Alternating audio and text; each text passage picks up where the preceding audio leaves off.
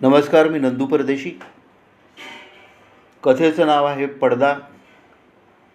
क्षमा असावी, पहिल्या भागाच्या आधी कथासंग्रहाचं नाव सांगणं राहून गेलं. कथासंग्रहाचं नाव आहे डोह काळीमा. प्रकाशक पॉप्युलर प्रकाशन. सादर आहे पडदा भाग 2. बाळचा मुंबईला लोणच्यांचा फार मोठा व्यापार होता. कॉलेज सोडून तो घरातून बाहेर पडला त्यावेळी त्याने एक पैचीही मदत मागितली नव्हती. पण आज त्याचं मुंबईला घर होतं. पण प्रिन्सिपॉल ठकारांनी मात्र त्याचं नाव टाकलं. आपल्या मुलांनी लोणच्याचा व्यापार केला ही नुसती जाणीव जरी जिवंत झाली तरी त्यांचं मन लाजेनं करपून जात असे. लहानपणी केवढ्या आशेने कौतुकाने त्यांनी बाळाला लायब्ररीतील चित्रांची पुस्तकं दाखवली होती. मायकेल अँजेलोचा भव्य अतिमानवी मोझेस, टिटिशियनच्या रसरशीत जिवंत रंगांचं ऐश्वर, व्हरमीरची प्रकाशाची विझलेली नाजूक वस्त्र, एखाद्या अंधुक आठवणीने हृदयात कोळ्याचं जाळं बांधावं त्याप्रमाणे वाटणारी रेब्रॉची चित्र आणि वेलास्केसचा क्रूर निबर महत्त्वाकांक्षेने झिंगल्याप्रमाणे वाटणाऱ्या 10व्या पायस पोपचा पोर्ट्रेट व त्यातील प्रत्येक ब्रशाचा बोलाने रक्त निर्माण करणारे रंग कौशल्य, याची त्यांनी कितीतरी बीजे बाळच्या मनावर फेकली होती.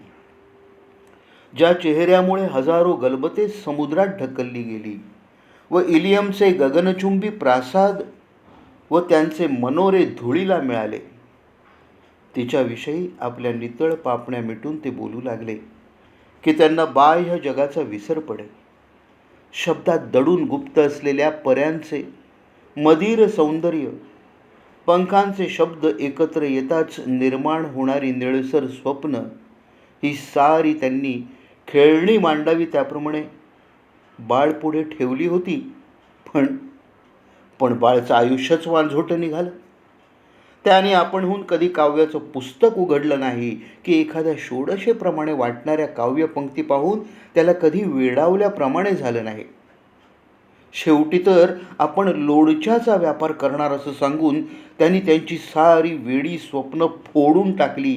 त्यांच्या मॅग्नोलियावर थुंकून त्यांनी तो घाणेरड्या शेवाळी डबक्यात टाकून दिला. तो गेल्यावर प्रिन्सिपॉलनी दरवाजा बंद केला आणि नंतर अर्धा तास त्यांच्या डोळ्यातून अश्रू वाहत होते. त्यांच्या आयुष्याच्या पाकळ्या गळत होत्या. मग मात्र त्यांनी मनाचा जखमी भाग कठोरपणे डागणी देऊन निर्जीव केला.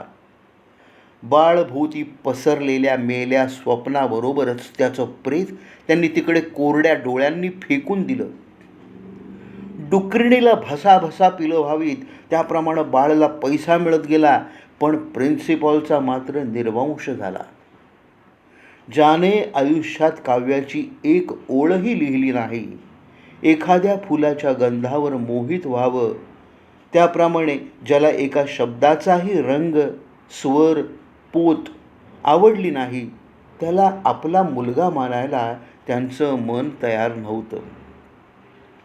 बाळ हा त्यांच्या मनावरचा मळकट हिरवा घाणेरडा पडदा होता. तो पडदा त्यांच्या संगमरवरी सौंदर्य विश्वात फडफडला. सोन्याचे रेषाकाम असलेली पाईप त्यांनी उचलली, पण त्यांचा हात थरथरू लागला. ती काही केल्या पेटेना. ती तशीच त्यांनी परत ड्रॉवरमध्ये टाकली आणि कपाटाचं दार उघडलं. थॉम्सन बाहेर काढला व पोळलेल्या दुःखाने वेडावलेल्या मनाने सावलीत आंधळेपणाने हिंडावं त्याप्रमाणे ते त्या कवितांमधून हिंडू लागले. त्यातून हृदयाला घरे पाडणारा अर्थ उसासा ऐकू आला. त्यात संधिप्रकाशात एक एक गळून पडणाऱ्या पानांची विकलता होती. थडग्यावर ओलं चांदणं पसरावं तशी सावळी हुरहुर होती. सारे शब्द स्वप्नांच्या भूताप्रमाणे वाटत. तलम ओलं वस्त्र पसरल्याप्रमाणे दिसणाऱ्या वाळूवर पावले उमटून लाटांनी पुसून जावीत त्याप्रमाणे अश्रू भरलेल्या डोळ्यांच्या ओळी सुरू होत विरून जात होत्या. यू वेंट युअर अनरिमेंबरिंग वे. तू आलीस आणि आल्या पावली, ओल्या पावली तशीच निघून गेलीस. Nothing begins, nothing ends. प्रत्येक अनुभवाला दुःखाची, रक्ताच्या थेंबाची किंमत द्यावी लागते. फूल फुलते आणि तितक्याच सहजपणे नाहीसे होते, पण त्याची आठवण मात्र मनात घर करते, सारखी छळू लागते. फ्लेकर, बर्टन, वाळूच्या लहान मोठ्या उंचवट्यांवरून लाख चांदण्यांच्या गडद मखमली आकाशाच्या पार्श्वभूमीवर उंटांचा कारवा डुलत डुलत चालू लागतो. मद्याप्रमाणे गडद रंगाचे हिंदी गालिचे आणि बगळे व मगरी यांची चित्र कोरलेल्या तलवारी घेतलेले व्यापारी समरकंदाच्या प्रवासाचे गाणं सोन्याच्या आवाजाने गाऊ लागतात. 2-4 सोन्यांच्या दिनारांसाठी? छट! For lust of knowing what should not be known, we take the golden journey to Samarkand. त्यांच्या भरदार आवाजाने आकाशाचा पडदा थरथरला. वाळूवर पडलेल्या राक्षसी सावल्या क्षणभर जाग्या झाल्या आणि वाळूचा कण न कण मोहरून उठला. प्रिन्सिपॉल ठकारांच्या मनावर पडलेलं कृष्ण वस्त्र जळून गेलं आणि उत्कट आनंदाने ते ज्योतीप्रमाणे कंपित झाले. इराणी सुरईतील मद्याने आरक्त झालेल्या डोळ्यांचे शब्द, हुरीच्या लवचिक नृत्याने झालेल्या ओळी, बेहोश झालेल्या ओळी, बर्टनच्या अरबी स्त्रीप्रमाणे मस्त मदालसा विवस्त्र वाटणाऱ्या आठवणी, काळाचा रुख पक्षी उडाला म्हणून सांगणाऱ्या ओमर खय्यामचा कलंदरी आवाज, फुलांची छाया पाण्यात पाहावी, बांबूची छाया चांदण्यात आणि सौंदर्यवतीची छाया नाजूक विणलेल्या पडद्यावर पाहावी, असं चोखंदळपणे सांगणारा रसिक चिनी कवी, हे सार त्यांच्या मनात भिरभुरू लागलं. एखादी जांभळ्या पिवळ्या ठिणग्यांची चौरी ढळावी त्याप्रमाणे त्यांची स्मृती गदगदली व तिच्यातून रंगीत ओळी आणि चित्र यांच्या ठिणग्या उडू लागल्या.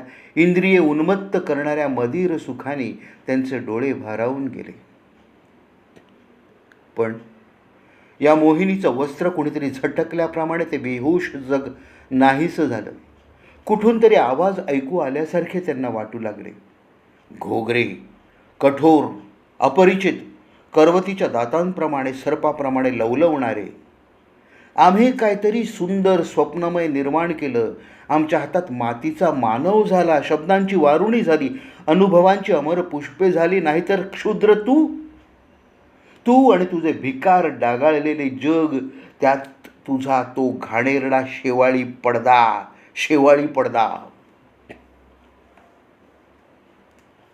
प्रिन्सिपॉलनी पुस्तकं परत ठेवली. ते कातडी खुर्चीत बसले. बाळाच्या स्मृतीचा काटा काढून टाकता आला. शिवाय त्याचा अपराध एका सामान्य व्यक्तीविरुद्ध आहे.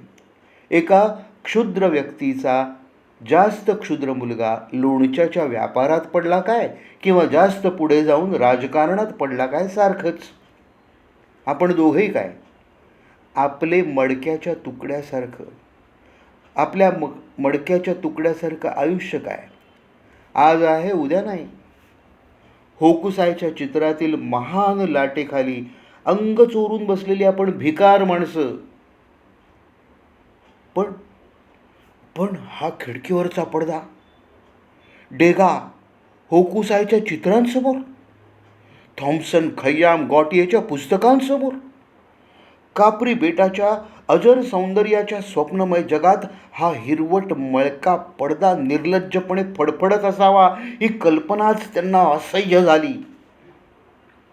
त्या मंगल चिरंतन जगावर जणू आपण थुंकी टाकली, काहीतरी अक्षम्य, अतिशय घाणेरडं पाशवी कृत्य केलं अशी जाणीव त्यांना झाली. त्यांच्या डोळ्यांच्या कडा जळल्यासारख्या होऊ लागल्या आणि त्यांच्या शरीरातील कण ना कण विखारी शरमेने, दुःखाने सारखा तळमळू लागला.